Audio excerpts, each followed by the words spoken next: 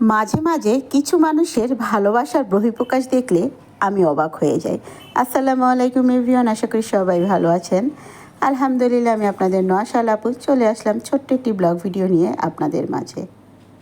পৃথিবীর সব কিছুর পরিকল্পনাকারী একমাত্র সৃষ্টিকর্তা। তিনিই কিন্তু সব কিছু পরিকল্পনা করে রেখেছেন, কি হবে আমার জীবনে আর কি হবে আপনার জীবনে।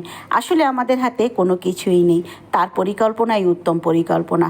আসলে যাদের কাছ থেকে ভালোবাসা আশা করি আমরা তাদের কাছ থেকে ভালোবাসা পাই না, বিনিময় পাই আস্ত একটা বাস।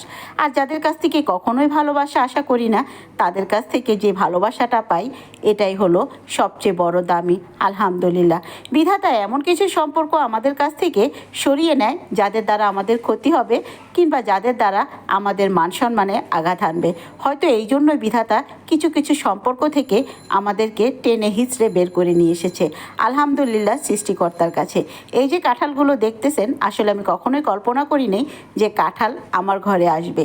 আর এমন একজন আজকে কাঁঠাল দিয়ে গিয়েছে যা আমি কখনোই কল্পনা করিনি। আমার বাসার হুজুর, যার কাছে আমি আরবি পড়েছি, তিনি আজকে আমার জন্য এই কাঁঠালগুলো নিয়ে এসেছে।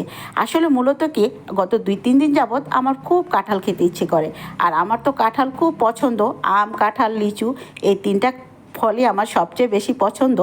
আর আজকে দেখেন আমার বাসায় সেই কাঁঠাল চলে আসলো। আলহামদুলিল্লাহ, আসলে বিধাতা এটাই পরিকল্পনা করে রেখেছেন। যেখানে শ্বশুরবাড়ির খাবার আমার কপালে নেই আজকে 5 বছর ধরে, সেখানে আমার বাসার হুজুর, যে কিনা 3-4 বছর আগে পড়িয়ে আমাকে চলে গেছে, সে আজকে আমার বাসায় কাঁঠাল দিয়ে গেছে। আলহামদুলিল্লাহ, এটা হয়তো সৃষ্টিকর্তার উত্তম পরিকল্পনা ছিল। তবে আফসোসের কিছু নেই, যা করেছেন সৃষ্টিকর্তা ভালোর জন্যই করেছেন।